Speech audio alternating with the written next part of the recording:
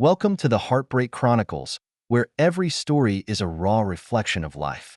Hit that subscribe button to stay tuned, give us a like to show your support, and share this episode with your friends. Don't forget to leave a comment and let us know what you think. Now, let's dive into today's story. Emily Parker stood in the staff restroom at Mercy General Hospital, her hands gripping the cold, tiled sink, trying to calm her rapid breathing. Reflected in the mirror was a tired and anxious face, eyes that had once shone with confidence, now covered with a haze of worry. As a senior nurse in the emergency department, Emily has worked at this hospital for almost 10 years. Her professional skills and dedication earned her the respect of her coworkers and paved the way to the position of nurse manager. However, just as she's about to hit the pinnacle of her career, a new chief of emergency medicine named Dr. Harrison looms over her career like a dark cloud. Emily took a deep breath, straightened her nurse's uniform, and prepared to walk out of the restroom to face a new day. However, just as she pushed the door open, Dr. Harrison's voice came down the hallway, sending a shiver down her spine. "Good morning, Emily. You look particularly fetching today." There was a hint of imperceptible ambiguity in Dr. Harrison's voice.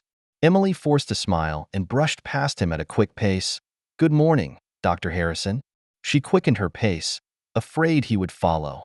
Back at the nurse's station, Emily began going through the list of today's patients, trying to focus on her work.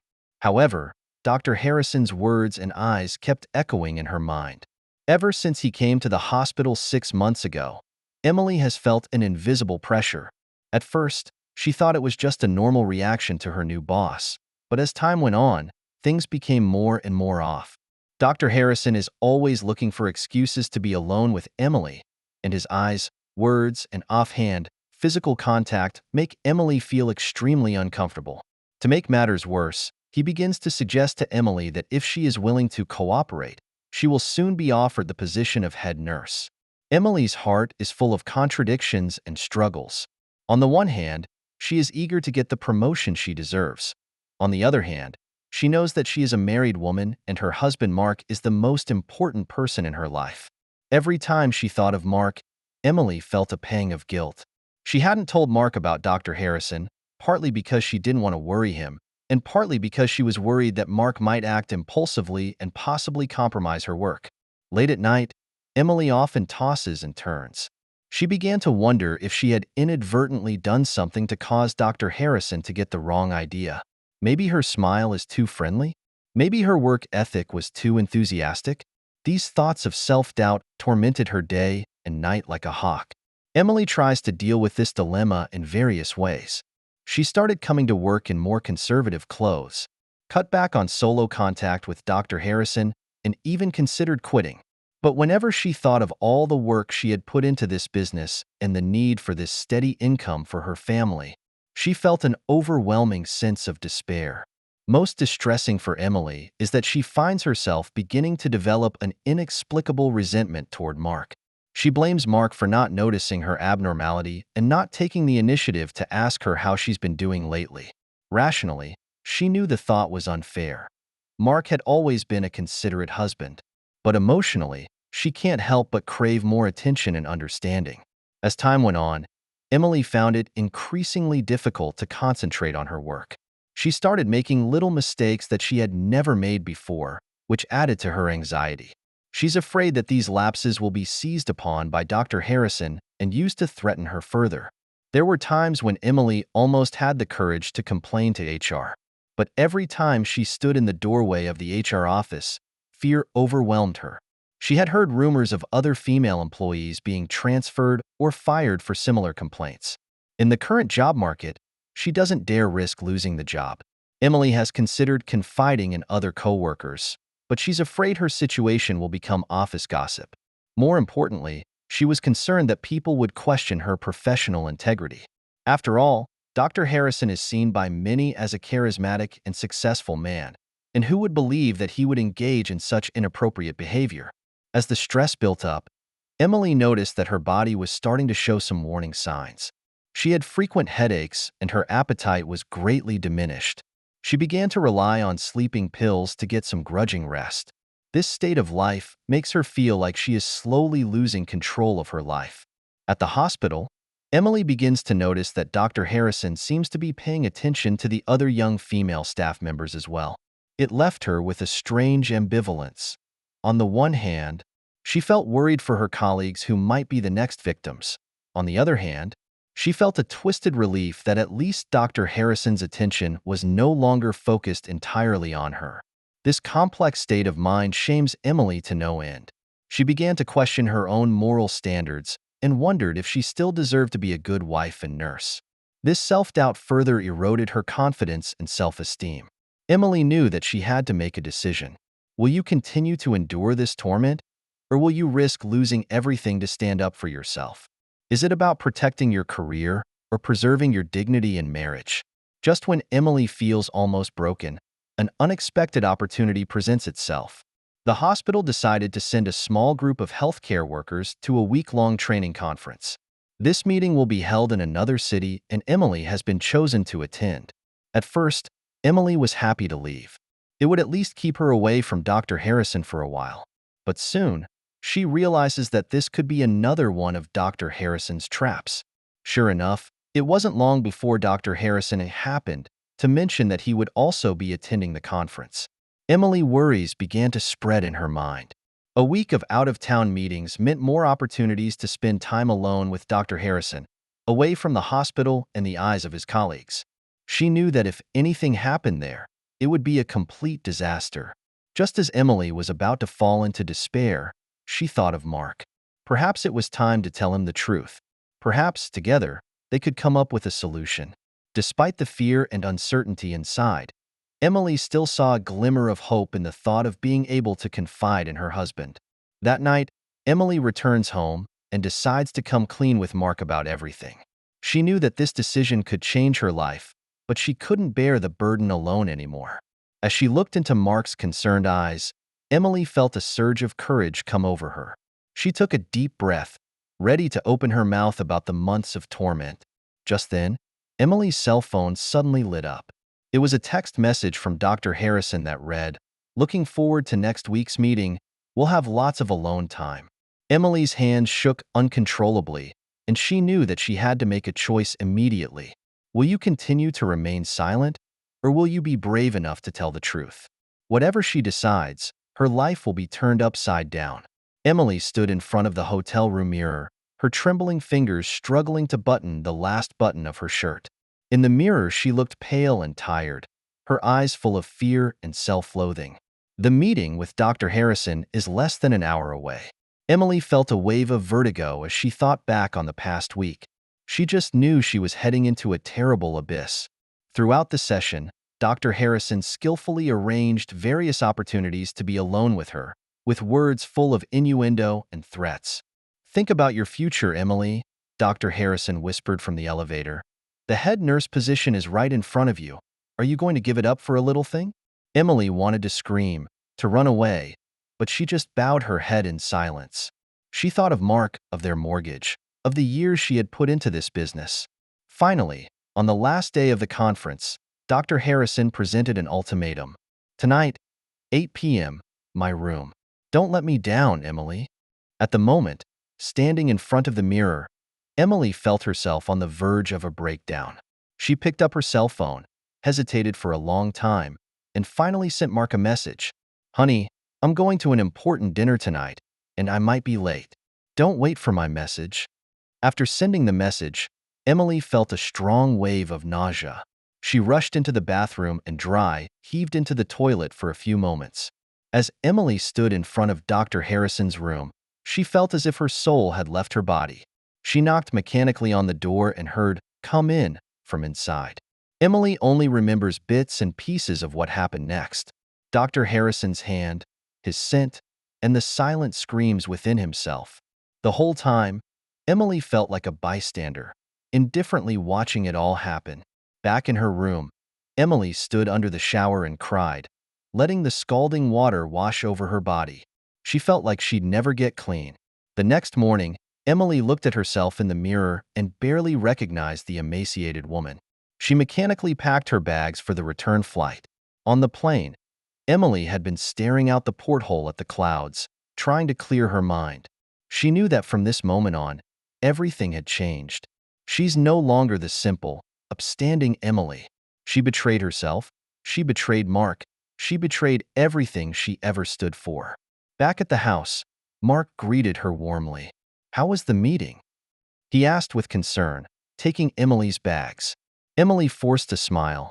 "It wasn't bad. Learned a lot." She felt a strong pang of guilt rush through her. That night, when Mark was asleep, Emily sat alone on the couch in the living room, tears streaming silently down her face. She knew she had to make a decision: remain silent or tell Mark the truth. Over the next few days, Emily became unusually quiet. She began to avoid Mark's gaze and made every excuse to push away his intimate invitations.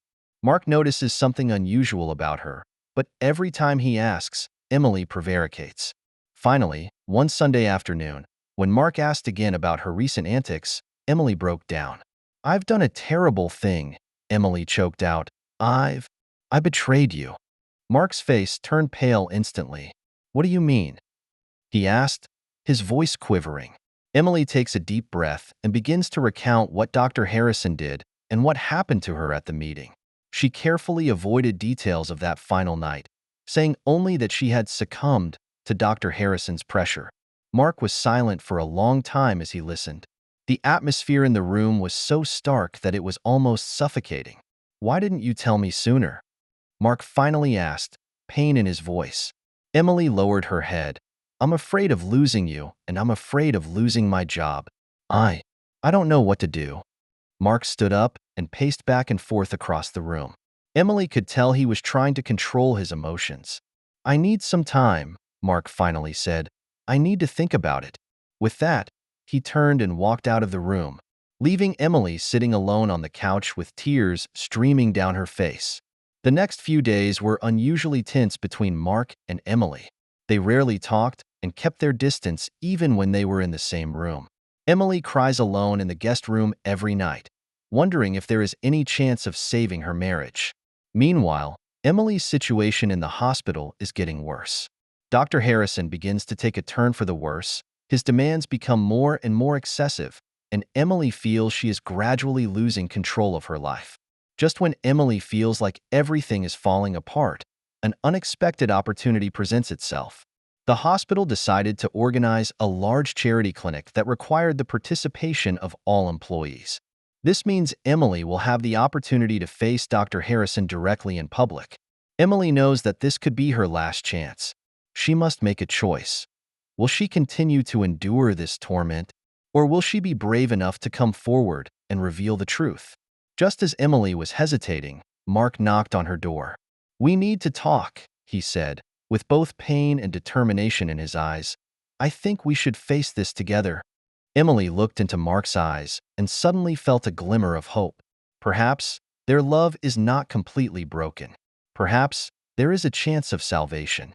But she knew that next she had to make a big decision, one that would change her life. And it's a decision that concerns not only herself, but her marriage, her career, and all those who could be the next victims. Emily took a deep breath and prepared to tell Mark her plan. Regardless of the outcome, she knew she couldn't remain silent any longer. It's time to stand up and be a voice for yourself and for others. On the day of the clinic, the hospital lobby was crowded. John clasped Emily's hand, and they exchanged a meaningful look. Emily nodded gently, and John understood. While Emily went to prepare her clinic station, John quietly launched the live streaming app on his phone. He looked around to make sure no one noticed his unusual behavior. "Ladies and gentlemen, this is John Daly," he whispered into his cell phone. "And today, I'm going to reveal a horrifying secret about Mercy General Hospital." John carefully weaves his way through the crowd as the camera occasionally sweeps over Dr. Harrison's confident face. Lowering his voice, he began to recount what had happened to Emily, describing how Dr. Harrison had taken advantage of his position of power to harass, and how hospital executives had knowingly failed to report it. Halfway through the broadcast, John noticed that the number of viewers surpassed 5,000. The comments section began to boil with people expressing shock and anger. Just then, the dean began his speech. John seizes the opportunity to focus the camera on the stage. Our hospital has always been committed to providing the best possible service to our patients, the dean was saying when Emily suddenly stood up. I'm sorry, I have something to say. Her voice was shaky but firm. John quickly adjusted his lens to capture the dramatic scene in its entirety. I want to report Dr. Harrison for chronic workplace harassment and sexual coercion. Emily's words exploded in the silent hall. Chaos then erupted. Dr. Harrison blanched and tried to defend himself, but more female employees came forward and testified to his inappropriate behavior. John's live stream viewership soared to 100,000 people. He continued to record the chaos of the scene while adding details he knew on the air. Suddenly, John felt someone tap him on the shoulder. It's hospital security. Sir, please stop the broadcast immediately, the security guard said gravely. John turns to the camera. It looks like they're trying to keep the truth from coming out. But friends, the truth cannot be hidden. Just as the security guards were about to take John by force, Emily stepped in front of John. If you're going to take him, you're going to have to take me first, Emily said firmly. Everything we've done has been to expose the truth for all the people who have been and could be harassed. The scene was clearly recorded by John, and the number of live stream viewers topped 200,000. Hashtag hospital scandal and hashtag Emily Brave are spreading quickly on social media. Eventually, under public pressure, the hospital had to announce the suspension of the clinic, promising a thorough investigation into the matter. Later that evening, John and Emily returned home to find their story had made the headlines on every major news website. Emily sat on the couch with a complicated look on her face. Did we do the right thing? She asked softly. John took her hand. We exposed the truth. Maybe in a somewhat extreme way, but it changed a lot of lives. Over the next few days, a full investigation was launched within the hospital. More and more victims are coming forward to testify. What Dr. Harrison did was thoroughly exposed, not only by Emily, but by multiple other female employees.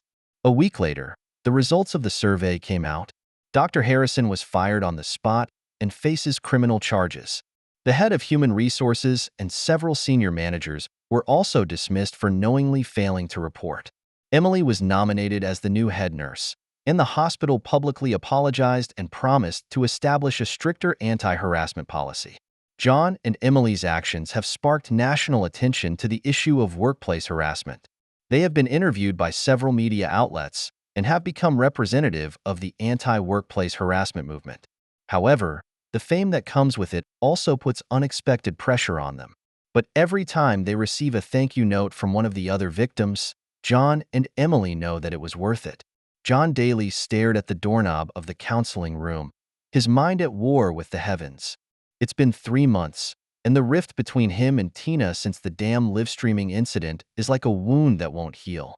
He had thought that time would wash it all away, but every time he saw Tina, the pain of that betrayal came back to him. Are we really going to do this? John asked in a low voice, his eyes still fixed on the doorknob. Tina gently took his hand. We have to try, John, for the sake of our marriage. John took a deep breath and pushed the door open. The faint scent of lavender permeates Counselor Lisa's office. John tapped his fingers unconsciously on the armrest as he sat down. His eyes wandered between the certificates and awards on the wall, and he just wouldn't look over at Tina, who was sitting next to him. Welcome, Lisa said gently. Can you tell me what made you decide to come here? John was silent for a moment before he finally spoke. I don't fucking know how to forgive her. Tina cringed, but didn't say anything. Her fingers were tightly twisted together, knuckles white. Lisa nodded, signaling him to continue. After that broadcast, everyone was screaming for us and saying how brave we were, John said bitterly. But no one knew how much I was hurting inside. I can't get Tina and that asshole out of my mind. His voice choked. Tina finally spoke, her voice shaking. We're here because neither of us wants to give up. John, I know I've hurt you, but I want to save our marriage. Lisa said gently, I understand. John, can you be specific about how you feel right now? She betrayed me. John's voice was low and full of anger. She let that asshole touch her and then tried to make me pretend it never happened. I'm not. Tina opened her mouth to defend herself, but swallowed back. John turned violently to Tina, pain and anger in his eyes. Why didn't you tell me sooner? Why did you wait until it happened to confess? Lisa held up her hand, signaling John to calm down. John, I understand your anger, but let's try to think differently. If you were in Tina's position, what would you do? John opened his mouth to retort, but closed it again. He recalled some of his experiences in college and felt a sudden twinge of unease. I don't know, he finally admitted, but I know I would never betray Tina. Tina looked up with a glimmer of hope in her eyes. John, I love you. I know I've made a terrible mistake, but please give me a chance to prove myself. John felt the ice in his heart loosen slightly, but then remembered that terrible night. How do you prove it? How do you prove you won't do it again next time? Lisa said gently, that's why we're here. It takes time and effort to rebuild trust. Tina, can you say what you expect in the future? Tina took a deep breath, her voice trembling. All I want is for our lives to go back to the way they were. I want a home. I want kids. John, I'd do anything to win back your trust. John's expression softened a bit, but his eyes were still wary. He thought about their wedding and the happy times they had had. But all those good memories are now shrouded in a haze. I don't know, John finally said, exhaustion and confusion in his voice. I don't know if we can go back to the way things were. Lisa nodded. It's been a long time coming, but you've taken an important step by coming here. Let's work together, okay? John and Tina looked at each other, and both saw the pain and hope in the other's eyes. They knew that there was a long road ahead, but at least they were willing to try. John Daly stands in front of the floor-to-ceiling windows of his new office overlooking the city skyline. 5 years have passed since that painful counseling session. After that day, he and Tina went to counseling a few more times off and on, but eventually they both realized that some wounds may never fully heal. His fingers unconsciously rubbed the trophy on the table, Engineer of the Year, the third time he had won the award. Ironically, it was the job transfer after that fiasco that opened up a new world for him. A soft knock on the door interrupted his thoughts. Come in, John said, a small smile appearing on his face. Crystal, his secretary, walked in gracefully. John, here are the materials for next week's board meeting. She placed a stack of papers on the table, a flicker of ambiguity in her eyes. John nodded. Thanks, Crystal. See you tonight. When Crystal left, John took a deep breath and felt a familiar wave of guilt wash over him. He remembered how he had started developing this relationship with Crystal 5 months ago. At that time, the relationship between him and Tina was calm on the outside, but had long been estranged on the inside. John picked up his cell phone and saw a message from Tina. Honey, don't forget about the anniversary dinner tonight. His finger hovered over the screen, hesitating for a moment. He replied, Sure, I'll be home on time. Putting down his cell phone, John felt a wave of mixed emotions rush over him. Does he still love Tina? Maybe. But after that incident, the invisible rift between them never seemed to heal. John recalls the words of Lisa, the counselor. It takes time and effort to rebuild trust. But did they really try? Or did they just pretend everything was okay? I never thought I'd be like this, John whispered to himself, remembering the anger and disbelief he'd once felt toward Tina. Now he seemed to understand her better, but that understanding came with his own betrayal.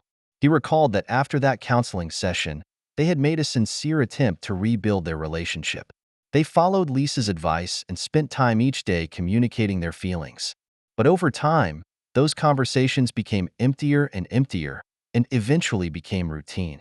John walked back to his desk and pulled open a drawer. Inside lay an old picture of him and Tina that was taken before everything happened. They looked so happy and carefree in the photo. Where did we go wrong? John muttered. Just then, his personal cell phone rang. It was Crystal. John stared at the screen of his cell phone, his insides warring with the heavens. He knows he's walking a dangerous path, but he can't deny the feeling of being understood and appreciated when he's with Crystal. Eventually, he picked up the phone. Hi, Crystal. John, I was thinking, maybe we could tonight. Crystal's voice was suggestive. John closed his eyes and took a deep breath. He knows he should have said no and should have gone to spend his anniversary with Tina. But he heard himself say, "Okay, I'll see you at the usual place." After hanging up, John looked out the window at the city and suddenly realized that he had become the kind of person he once hated the most. "What do I do?" John asked into the empty office, but no one answered him. Thank you for taking the time to listen to today's story. If you enjoyed it, please like and subscribe if you haven't already. If you have a story to share about your own or someone else's experience, please feel free to contact me. Take care.